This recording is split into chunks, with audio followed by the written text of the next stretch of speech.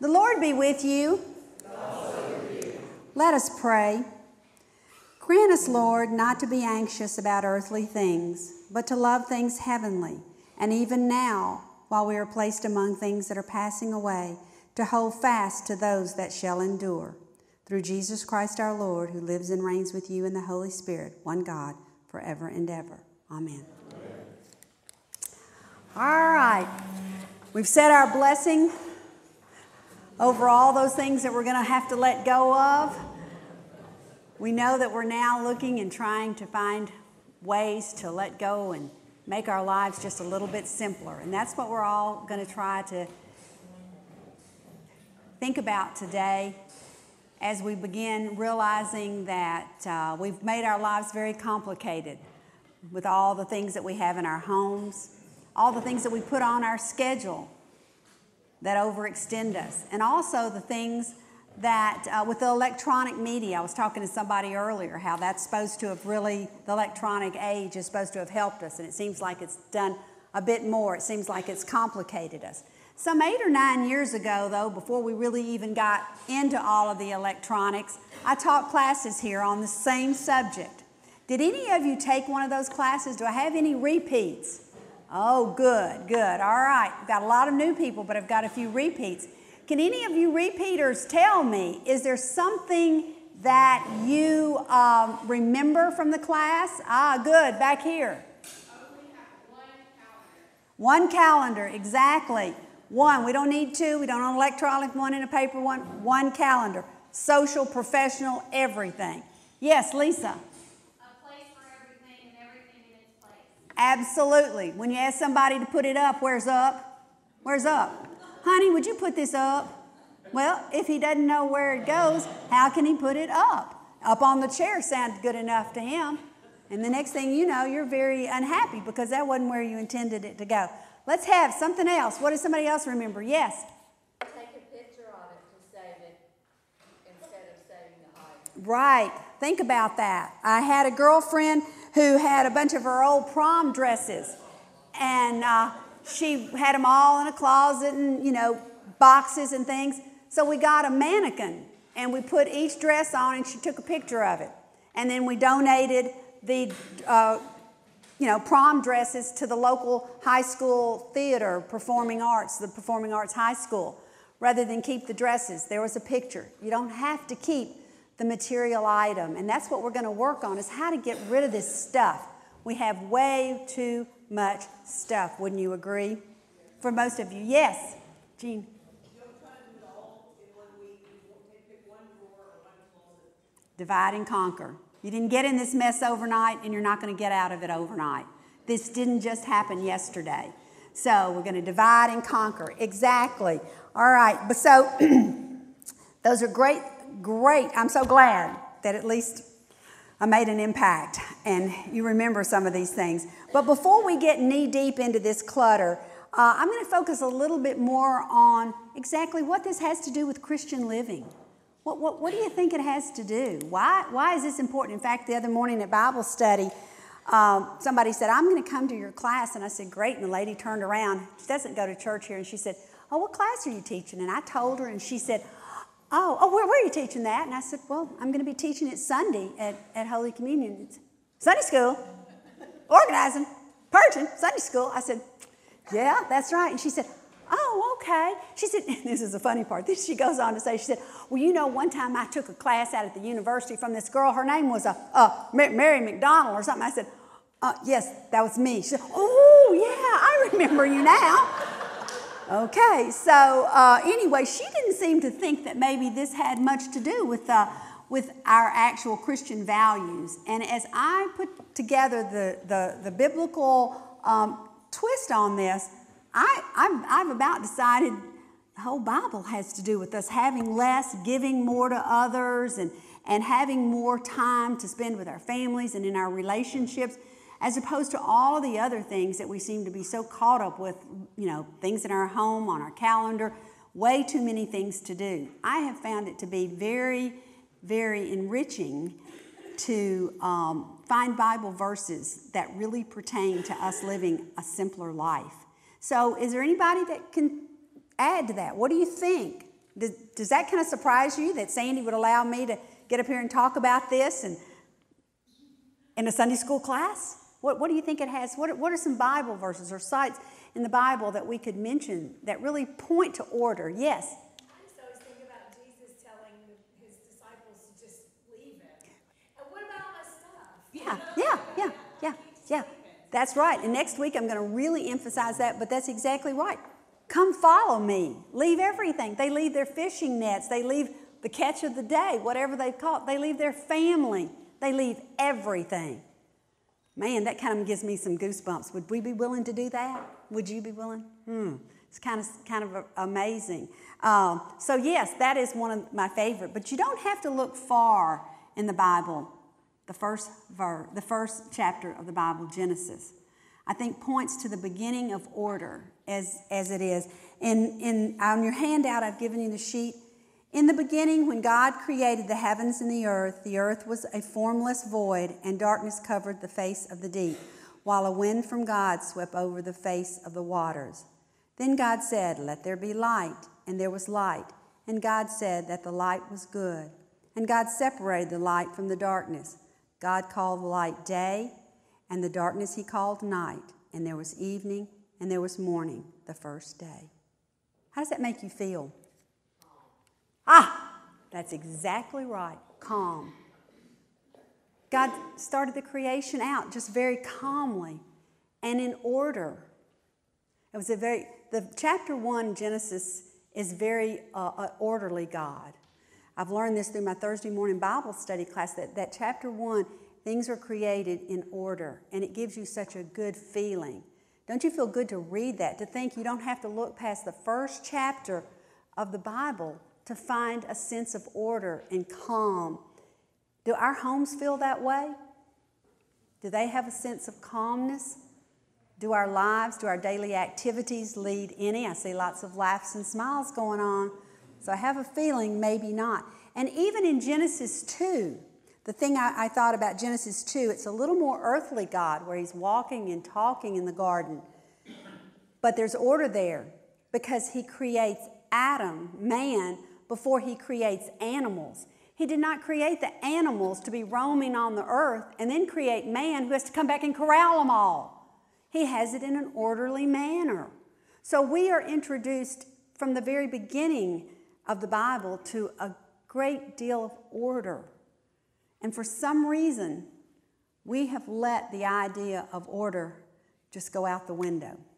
So as we go through, I've got several, verses to direct us in our study, as well as you've got a handout, and on the back there's place for some notes.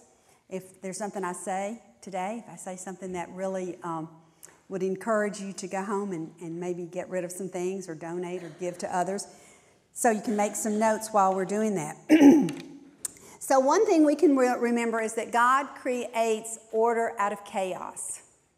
So there's hope for us. If we really work at this, we can get some help to get out of our chaos and begin to create the order.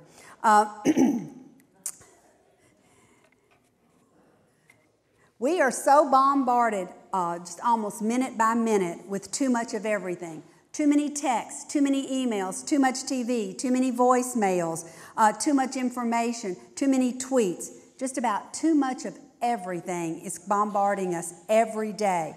We have so many material things. We have so many activities on our calendar. We have so much going on in our career. We have tons of electronic information coming to us all day.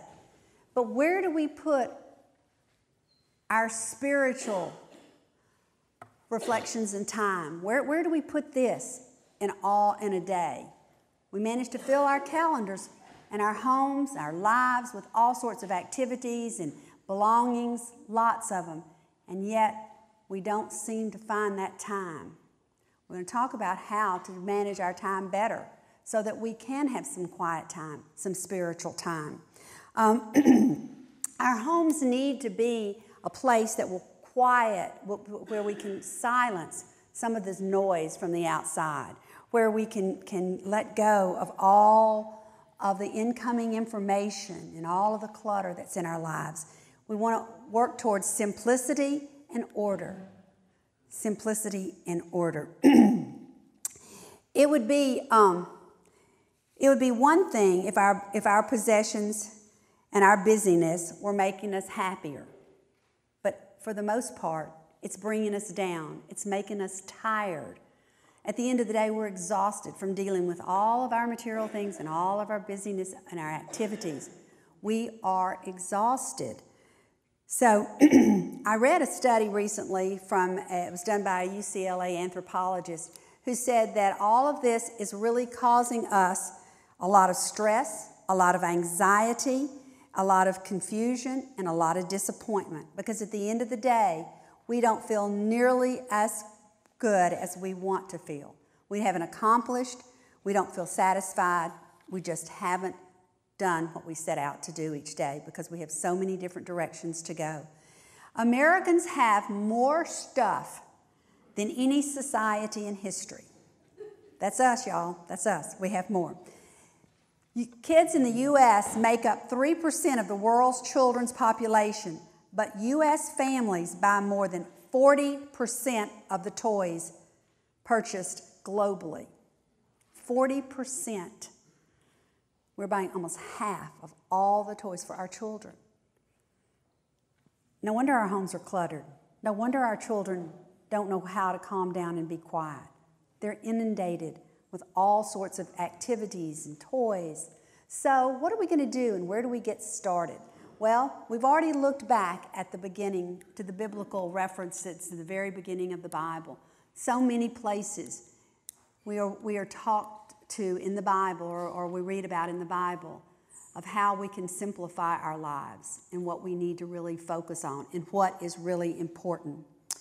And then if we get a little more recent history, we think about our ancestors. Our ancestors crossed the country in a covered wagon with all their belongings, everything they had in a covered wagon. I imagine if you all were going to move across the country, it would take a couple of big 18-wheelers backed up to the back door of your house to get all your belongings in. In fact, probably if you're just going to move around the corner, you'd need at least one and still might need two. We have just inundated ourselves with stuff. And this stuff takes our energy, it takes our time, it takes away from our everyday life, all of these material things. So the average move outside the United States is anywhere between 25 and 75,000 pounds. 25 to 7,500 pounds. I didn't mean to say that, pounds, because this next statistic is staggering. The average U.S. move is 8,000 pounds. That's more than all the others worldwide. The U.S. moves. We move in 8,000 pounds of stuff when we move. So that right there tells you how much that we have. And the bottom line is then that we have entirely too much. That's all there is to it. So we're going to have to figure out how to get rid of it, and that's what I'm here for, to help you figure out how that we can get rid of it. We're going to get rid of out of our homes. We're going to get rid of it with our time on our calendar, and we're going to get rid of things in our relationship. The last week I'm going to talk about time management more and in relationships. You know, there's clutter in there's some relationships. But we never even stop and think about that, do we? There's certain relationships that you really need to give good thought to. You need to think about how to manage that, and do you move on? You know, maybe you've been, hanging out with some people that are bringing you down, that really clutter, the whole event clutters your life. So how do you move on from this? So there's clutter in every aspect of our lives. And over the past 30 years, this is what was so exciting to me. Over the past 30 years, a whole new industry has developed because of this clutter, because of us taking in so much more stuff. For instance, you may have missed your real calling, guys. The self-storage business is, let me make sure I get this right, it is a $24 billion industry. Self-storage industry. Should have bought those self-storage units, facilities. $24 billion industry. Do any of you have I hesitate to ask, but do any of you have a self-storage facility? Oh, come on, don't be shy. I tell you, Dale Jones is on the front row because I've got stories to tell on him in a minute. But anyway, we've been together, he and his wife, we've been together. We're a threesome. And then my husband's sort of on the peripheral, egging Dale on. So anyway, Dale has one. Now, anybody else? If you don't, okay, good. But Mike Murphy, a storage unit. Thank you for being honest. What do you have? What do you have in these storage units? What do you got, Dale? I got a four-wheeler and a John boat. Okay, but that's it? Just two things? Well, Sherry's got a swing in there and a sofa. Okay, now it's Sherry's problem. Okay. They're already on thin ice. They were at early church, and we've been going back and forth since he got here. So I'm worried. We're spending money. We're spending money to store stuff. If anybody's got a storage unit business, I'm not trying to put you out of business. And they are great. They can come in handy for temporary. But so often, and I do mean temporary, 3 to 6 months max. If you've been renting a storage facility for 2 or 3 years, whatever's in it is not doing any good. I mean, it's just sitting there, getting more and more aged as it goes and not useful. It's not going to be useful if we just leave things in there. Oftentimes I know we move things. Here's what I hear a lot. Well, you see, my daughter's a freshman at UT, and my mother passed away about 3 years ago, and I've been holding this stuff for her because I know she's going to want to get her own apartment soon, and she ain't going to want it. Let me tell you what. I've been down this road way too many times, so often that's not it. So really, let's look at why you're really hanging on to it. That's your excuse why you're hanging on to it, because you don't want to deal with it. You don't want to get rid of it. So it's easy to say, I'll put it in a storage unit because my daughter wants it, so you can blame it on her. Well, and then you don't have to deal with it. It's a vicious cycle here. So I know where some of these excuses are coming from. So the self-storage business, $24 billion. Then there's the junk business. 1-800-GOT-JUNK. It's $106 million. So we call people to come and get our junk, to haul it, to either, get rid of it for us or haul it to the storage unit that we're renting. Then there's the organizing products industry, I call it, and that's the California Closets and the Container Store. Oh, we love the Container Store, don't we? Yeah, I know it. Well, we'll get to that in a minute because I know you've spent too much money there. But anyway, going by. And next to last is the professional organizing business, of which I was a part of. My colleagues can charge anywhere from $40 to $200 an hour for their services to come help you clean out, so then you can call 1-800-GOT-JUNK and then you can take it to storage facility. So there are over 4,000 professional organizers in the U.S. And then, lastly but not least, are books and TV shows. How many of you have watched HGTV? Yeah? It's great, isn't it? Isn't that wonderful? Well, let me tell you what, it doesn't work like that. Do you not know that they have got professionals there in every area to haul it off, to remodel, to build you cabinets that you need and shelves and all of that, and they make it happen in one show. And you think that's going to happen to you. Well, I'm here to tell you it's not. Getting organized and purging are stressful and they're hard. It's hard work. It's not easy. I wish it was. But those shows make it look easy, and you get frustrated when it doesn't work in an hour for you. You just don't understand why this didn't work. And of course, they're books. Whenever I go to someone's home to organize, one of the first things I always find is a stack of books on organizing. They've been reading, and they still hadn't done it. So they call me. So there's always a stack of books for organizing. And have any of you read The Life-Changing Magic of Tidying Up, the Japanese Art of Decluttering and Organizing? Okay, that's been on the New York bestseller. Before I go any further, I'm going to tell you right now, I've got several things to say about it in a minute, but that title is entirely too long. That isn't even an orderly title. And she's on the New York Times bestseller. I don't understand it. The Life-Changing Magic of Tidying Up, the Japanese Art of Decluttering and Organizing.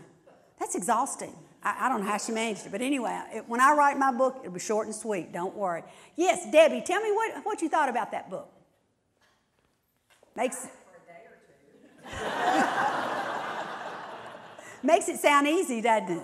Yeah, yeah. Yeah, right.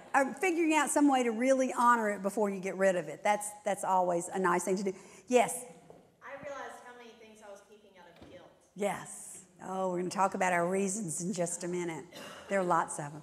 Well, my problem with it is that she wants you to do everything at once. And we mentioned, I think, Lisa, you said divide and conquer. Somebody did.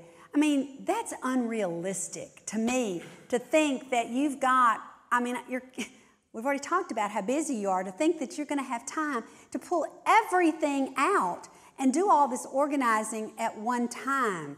I just don't, and plus it's very stressful.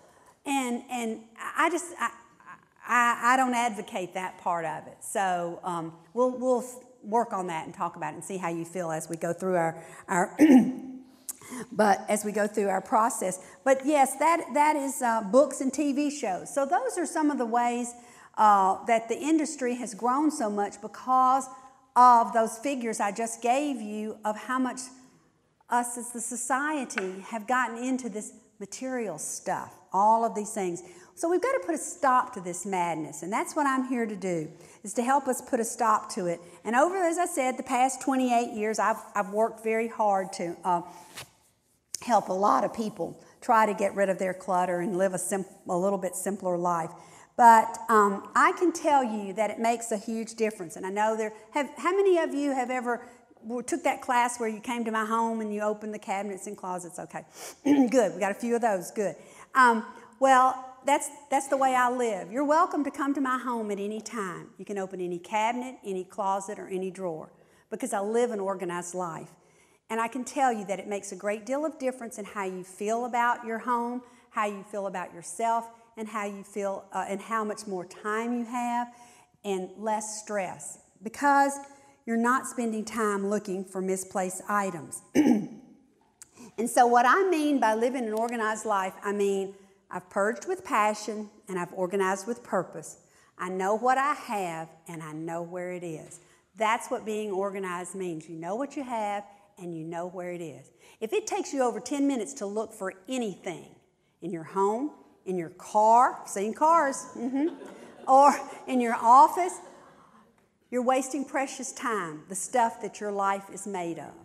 I hear you say, I don't have enough time. I don't have enough time to be quiet and have some spiritual time each day because I'm too busy. I have too much to do. I don't have time. These 24 hours are your 24 hours, and you make decisions about how you spend that time. And if you spend it looking for misplaced items, you are wasting the precious stuff that your life is made of. So you need to know what you have. You need to know where it is. You need to be able, when you tell somebody to put something up, to know where up is. So let me give you an example of what I mean. The day after Katrina hit, I looked out my living room window and I saw 2 cars parked across the street. And I remembered that my neighbor was originally from New Orleans. So I go across the street and I knocked on her door and I said, hey, Mary, I see that there are 2 cars. I must have family here from New Orleans. Is there anything I can do for you? Do you need anything? Because I figured they were going to be there for several days. She said, oh, Maryanne, no, I'm okay. She said, my mother's here with her new husband and my dad's here with his new wife, but it's going to be okay. I said, okay. Katrina has done a lot here, I say. And she said, yeah. I said, well, you sure you don't need something? Could I get you something? She said, you know what? I could use a couple of extra bed pillows. I said, sure. Upstairs, east bedroom, second shelf, closet, second shelf. I'll get them for you. See, I know what I have, and I know where it is. I can leave, get the pillows, and get right back to her. If she had said to me, on the other hand, Maryanne, I need a blow-up mattress, I could tell her from the front steps of her home, I don't have one. Mary, I don't have one. We can try to find another neighbor that has one. We can go to the store and get you one.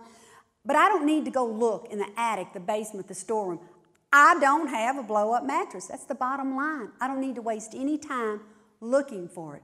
I know what I have, and I know where it is. And that's what you want to strive for, to make your life simpler, to make it a little more calm, not digging through things Stressful. Do I? Where did I put it? What did I do with it? Did I give that away? Did I keep? What did I do with it? Where did I put it?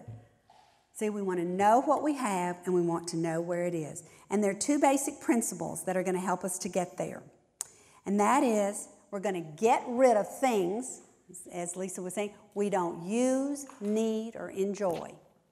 Why do you have something? I've got about 6 excuses we're going to talk about. But you got any? Why do we keep things that we don't use, need, or enjoy? Because it belonged to my grandmother. Oh, good. We're going to have to work on those. You're exactly right. That's right. Pardon? She said it belonged to her grandmother. Right. So we're going to get rid of things that we don't use, need, or enjoy, and we're going to address some of the other issues that we have with that. And then the second part of this whole thing of organizing is then you group like the things that you have left, you group like things together and put them near their point of use. You group like, when you start grouping like things together, then you begin to see how many of something that you have. When Don and I married, the man must have had, I don't know how many extension cords. Well, I do know, 16. 16 extension cords. All over the house, plugged here, plugged there, up here, there.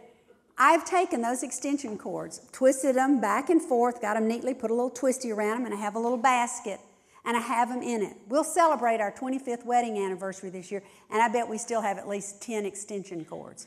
We've used up some I've sent off to camp with the boys or something like that to plug their fan in or whatever, but we still have 10 extension cords. See, being organized and knowing what you have and knowing where it is, you also save money.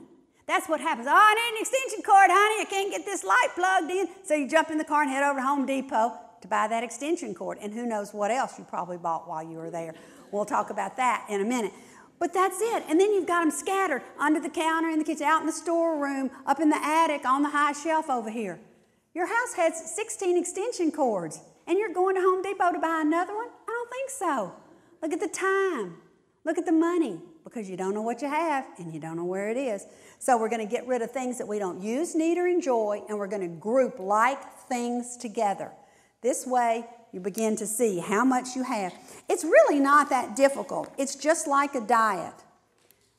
You know what a diet is? Eat less, exercise more. I don't care what kind of diet you read about, what kind of diet you want to go on. You can eat less sugar. You can eat less fat. Eat carbs. Don't eat this. What's the bottom line?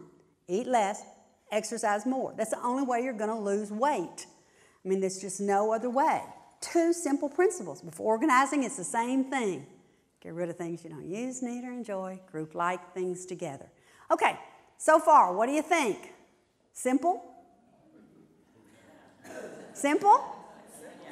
Okay. All right, you're going to think about it. All right, I can tell. So what's preventing you from being organized and being able to find what you need in 10 minutes? It's that one big word, clutter. That's right, clutter. Just all the stuff. Clutter is the stuff that you don't use, need, or enjoy. Now, let me ask you this. Have you ever heard anything good about clutter? Tell me something. Come on. What have you heard good about clutter? Oh, you know. I can't wait to get home this afternoon after work, and I'm going to push all those books off the sofa, and I'm going to dig under that pile of papers on the floor and fly in the clicker and watch me some good old TV tonight. You don't hear that. People don't do that. No. I had a lady in one of my classes tell me she gets up, goes to work. After work, she calls a friend or go alone to shop, get a glass of wine, have some dinner, and head on home around 9 or 9:30, go to bed, get up, go to work the next day. Why? Because her house is such a wreck. So much stuff. She doesn't want to go home.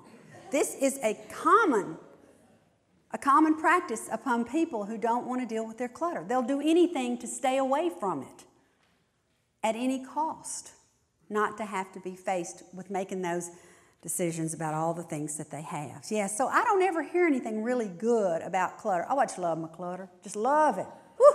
Those stacks and piles just make me so happy. And that dust on top of it just really, nah. So we've got to let that go. So what are some of the reasons we hang on to this clutter? Well, one of them might be that it gives us a sense of identity, security, comfort, and abundance. That's what we think. But you know what that is? That's saying that this stuff is our identity. It's not. We are who we are within ourselves and what we do every day, and the kindness and the thoughtfulness that we show to other people. And just our whole personality, our whole self. That's us, not a box of old handkerchiefs that belonged to our grandmother. That's not us. And you know, another reason of all this, people, it gives them security.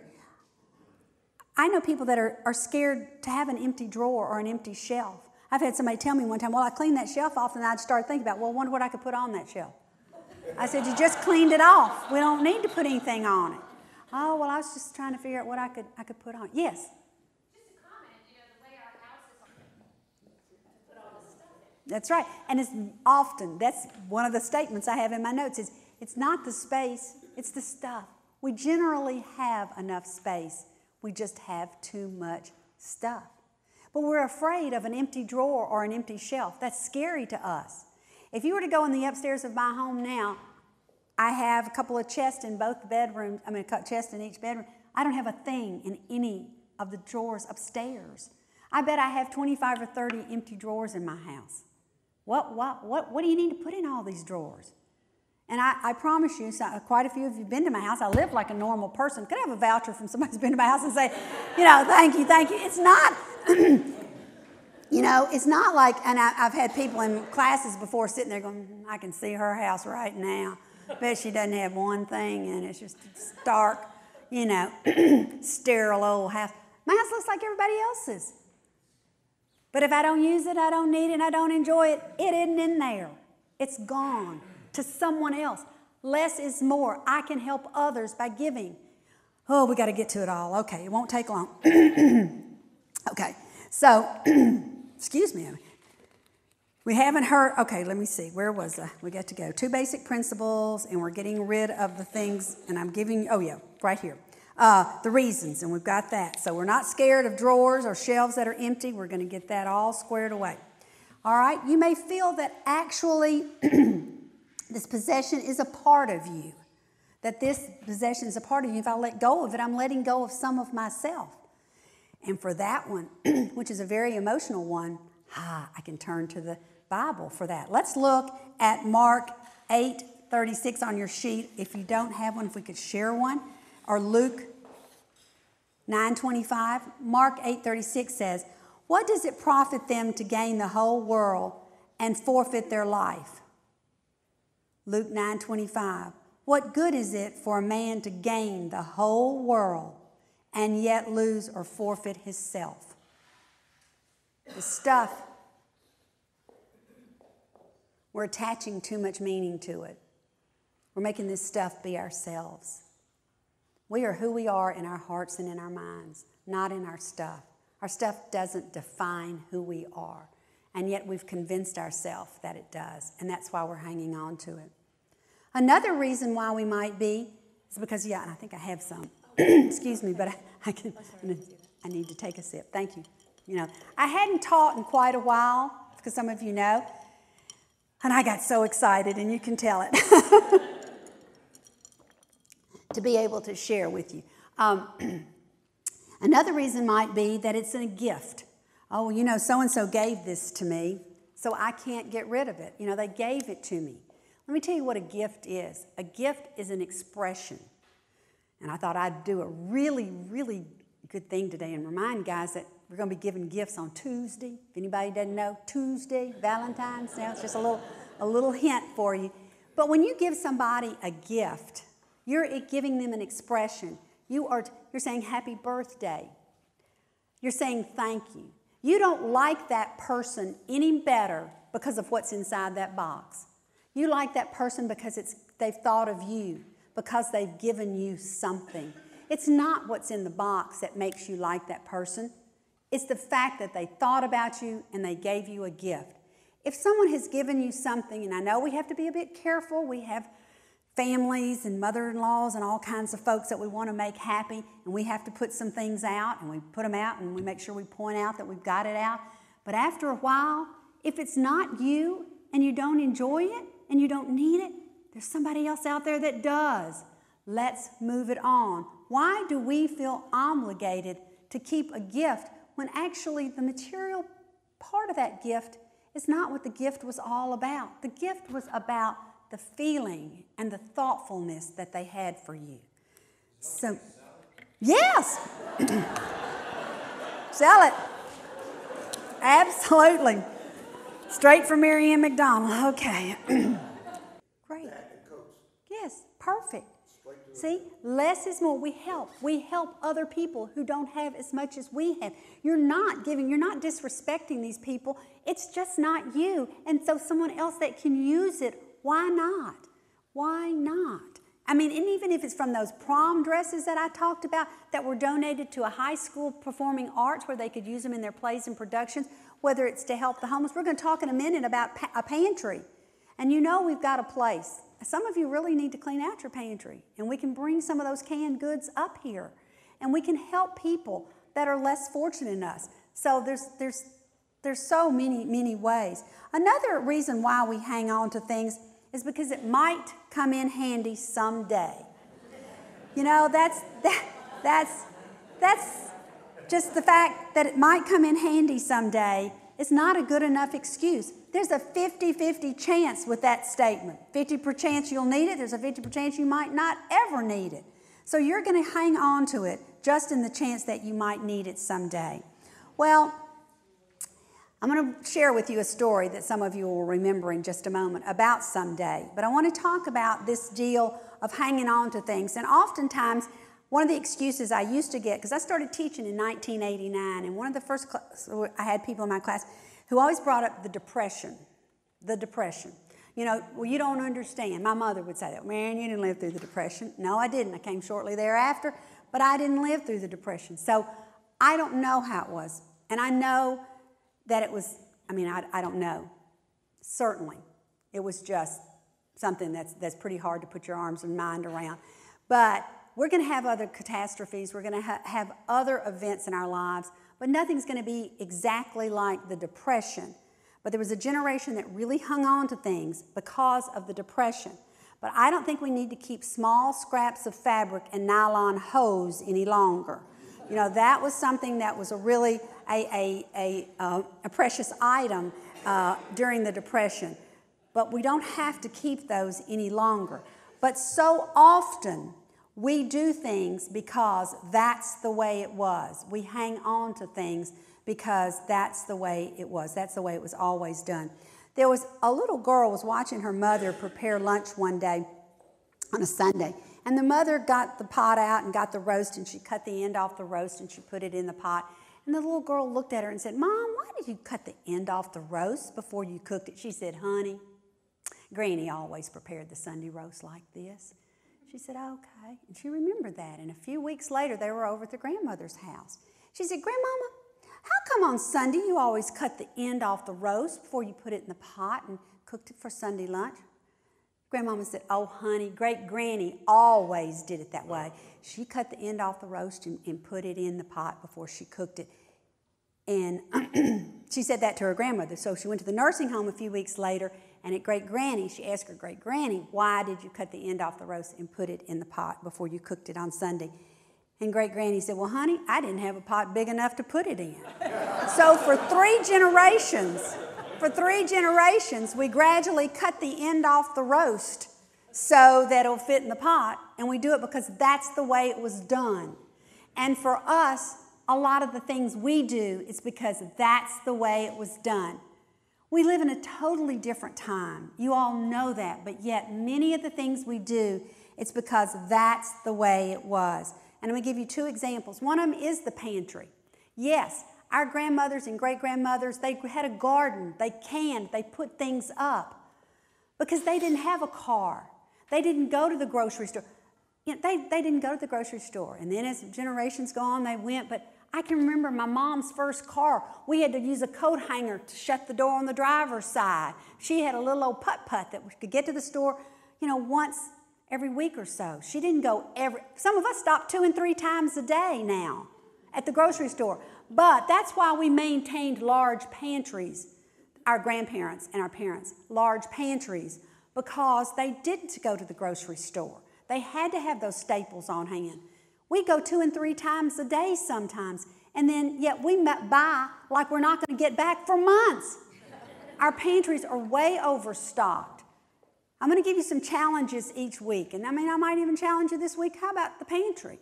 Clean your pantry out. You got this recipe and you bought a can of apricots, and you've never made it, and you've had the can for 6 months. If the date says it's still good, let's donate it. Let's give it to the food bank. Let's look what's in our pantry, because a date is going to eventually expire, and guess what you're going to have to do with it? Thrown away. Then you spent good money, which we're going to talk about in a minute as an excuse. I spent good money on this, so I can't get rid of it. Well, when your food goes bad, you got to get rid of it. So that the pantry is one of the places that a lot of times we maintain too much, because that's just what we think we should do. We should have a big stockpile of food. Love to go to the grocery store when it's about to snow, because you see everybody in your neighborhood, everybody buying stuff like crazy. And I know as well as anything, you've got stuff in your home. It may be a can of tomato soup and some stale crackers, but you're not going to go hungry. But yet we rush to the store the minute we hear that there's going to be a little bit of snow on the ground to buy more, when we really have, very seriously, anybody in this room is going to go without food in a snowstorm, because we're not going to have one that lasts that long. And then the other place that we often stockpile is the linen closet. I'll briefly talk about this. Our parents, our mothers and grandmothers, maintained linen closets.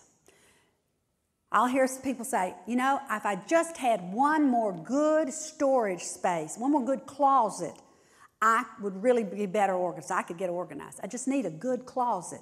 And so I'll ask them, do you have a linen closet? And they'll go, yeah. So I'll tell you what, clean it out, and guess what? You've now got an empty space. Let me tell you how to clean out this linen closet. I think that you should only have 2 sets of sheets for every bed in your house. Have a set on and a spare set. You can fold the bottom sheet, the top sheet, put it inside a pillowcase, and put it in the drawer of the guest bedroom or in your bedroom, the extra set. You don't need to maintain a large linen closet. Our grandmothers and our mothers did. Why? Because first of all, some of them didn't have dryers. That was later coming. You could wash and you hung clothes out on the line. Then, now, you can wash and you can dry.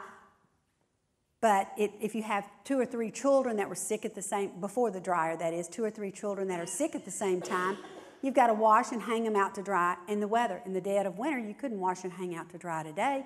So our mothers and grandmothers needed these linens. They needed them because they didn't have the conveniences we have today. You can wash a pair of sheets in 20 minutes. Wash them, dry them, back on the bed. But yet, we have all these bed linens. We keep them all, and we have a big closet full of stuff. Clean out your linen closet. Donate them to the homeless shelters. It's marketing too. Like Christmas catalogs come out and they're like, we got some Christmas sheets. I'm like, Christmas sheets. No, I couldn't agree more. Buy a set of red pillowcases, and that'll decorate the white sheets. Go with it, Why do you have to have something for every event? You don't. And once you've outgrown anything, get rid of it. Don't keep it there. Don't stick it back in the closet. I go in there, I see people trying to pull out and look and see what size sheets they are, and they're pulling them out. They have no idea what they have. But if you just take a flat sheet, a fitted sheet, put it in the other pillowcase, put inside the second pillowcase, and put it on a shelf in the closet of the room it belongs in. Now you've got a whole closet. So don't maintain big linen closets. They're not necessary. So those are just some of the things. And I mention this because we were talking about, the reason is it might come in handy someday. And why we've hung on to things because of our previous generations with the Depression, and the way, not only the Depression, but with the way they lived. We live totally different. But yet, we keep doing some of these things. We keep cutting the roast off because that's the way it was done.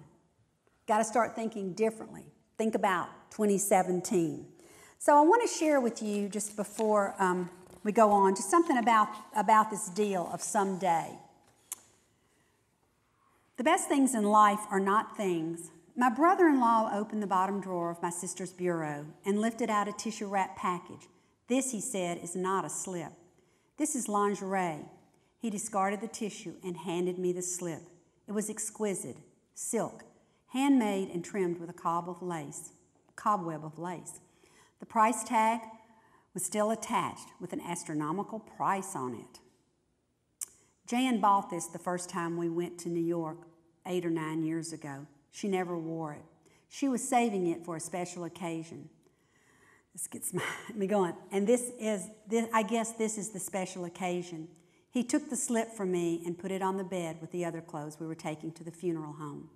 His hands lingered on the soft material for a moment, and then he slammed the drawer shut, and he turned to me and he said, "Don't ever save anything for a special occasion. Every day you're alive is a special occasion."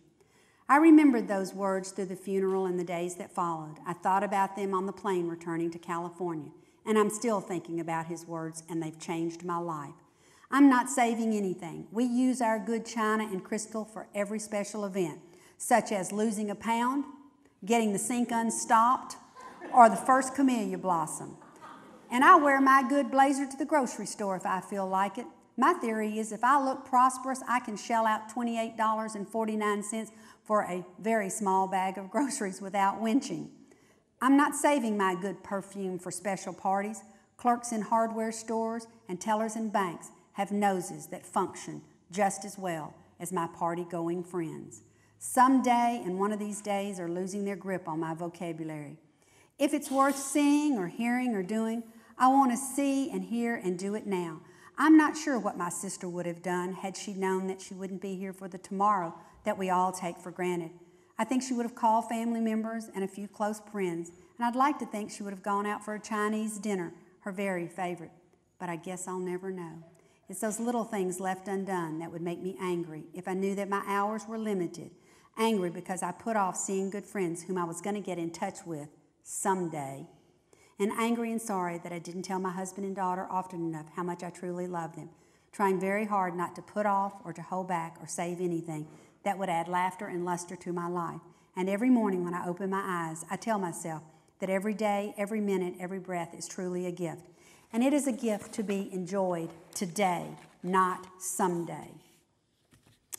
So let's see if we can let go of that idea of someday. Let's use the things that we have. Let's live in the here and now. Let's enjoy it. That's one reason why you don't have to have things in drawers and cabinets and shelves, because you're using them. Use them. We're always going to save for the next generation, or somebody else wants this. Well, let me tell you what. That doesn't happen the way we want it to. Oftentimes our young people don't want these things, but let's share them and let's enjoy them now, okay? So that's what I feel about someday. That's just not a good enough excuse for me on hanging on to something. Okay, and another thing that we talked about was you paid good money for something, or you good, hard-earned money. I don't know. I never knew about bad money, so I always thought it was just good money. But the cost of something doesn't define what it is. A cost of something does not define what it is. I don't care if you didn't pay but 99 cents for this wonderful vegetable peeler and you use it every time you prepare a meal. It's not clutter. It is value. It adds to your life. You use it. You need it. You enjoy it. But then again, you've got this big Cuisinart over here. It costs $200. It's up on the shelf. You can't get it down. It's too high up, too much trouble. I'll just use my little hand mixer, or I'll just top. That's clutter. I don't care what you paid for it. That's clutter. It's not enriching your life. That's how you define clutter. If it's not, things that are useful are used, but clutter are things that we don't use. So a price tag has nothing to do with it, okay?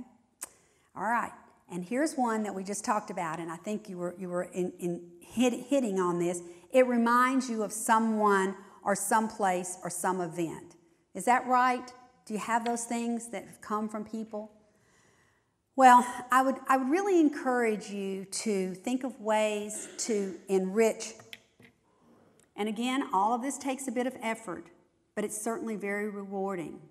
would be better to take a picture of some of these things that belong to your grandmother, your grandfather, and take pictures of them, and on the back, and start a little album or just a journal, put the picture in there and write that this was from my grandmother. This is the pretty blanket that we had. It's maybe falling apart. So you've got it in the attic, and the mall, it was just barely held together. But you keep holding, nobody can cover up, nobody can stay warm with it, but it means something to you in your heart. It's something that you just remember from your grandmother. Take a picture of it and write about it. Because our children sometimes don't remember our grandparents or their great-grandmother.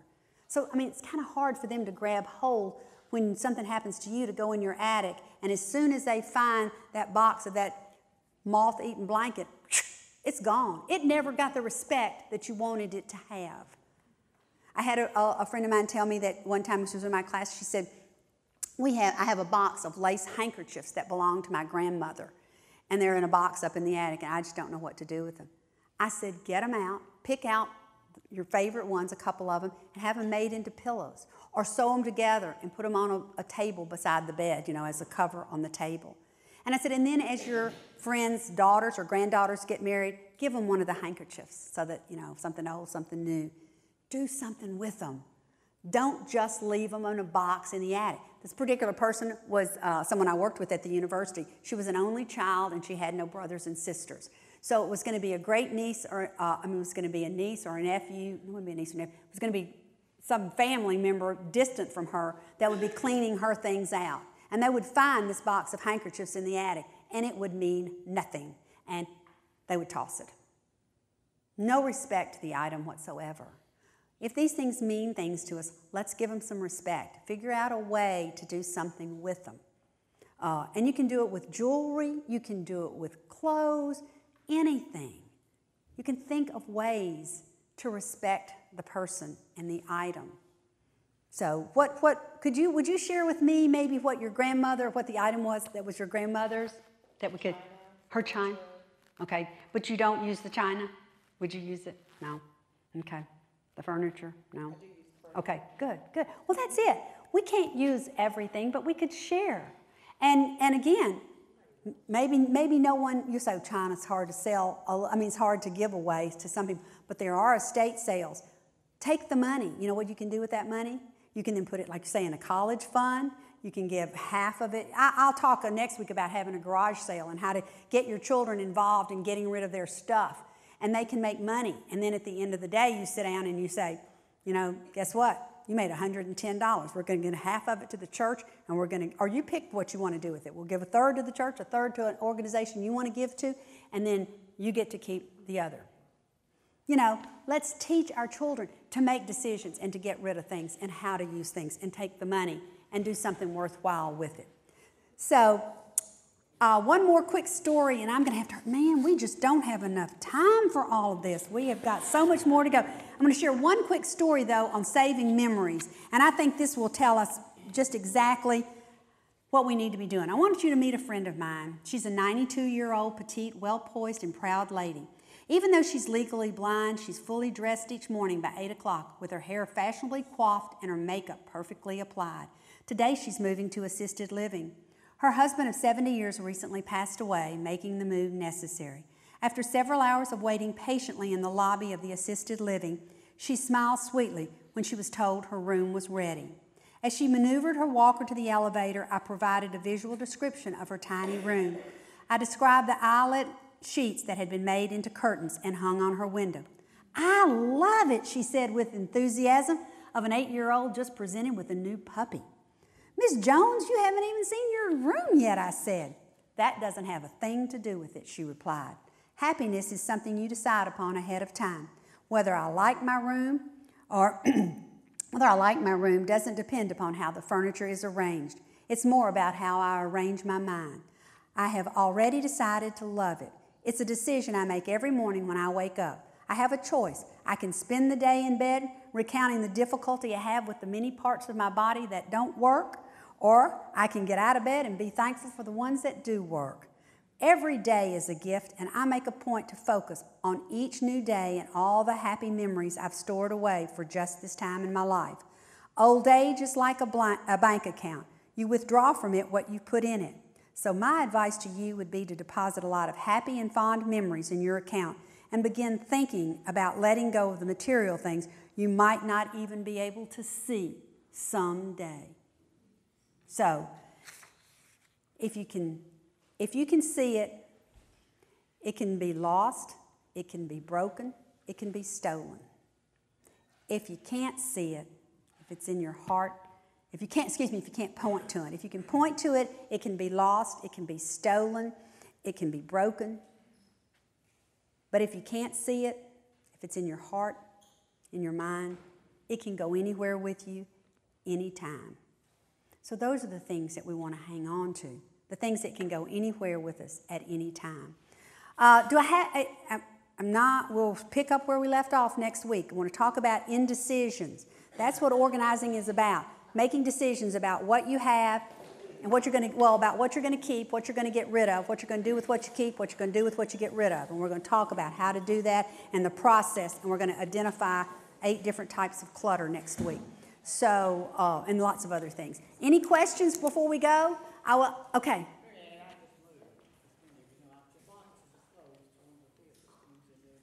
Way. But it felt good. Yeah. And it felt good, didn't it? While you're here to make the decision about it yourself. Why let other people make decisions about what's going to happen to your stuff? Do it while you can. Give it away. Share it while you can. Peggy was just saying that she has recently moved and how much stuff she had to give away for those that didn't hear it. You know, and I have people come to my class and say, well, I'm coming to your class because I'm not going to do to my children what my parents did to me. I'm going to go ahead and get rid of this stuff now so that they don't have to do. So while you can make the decision about it, okay?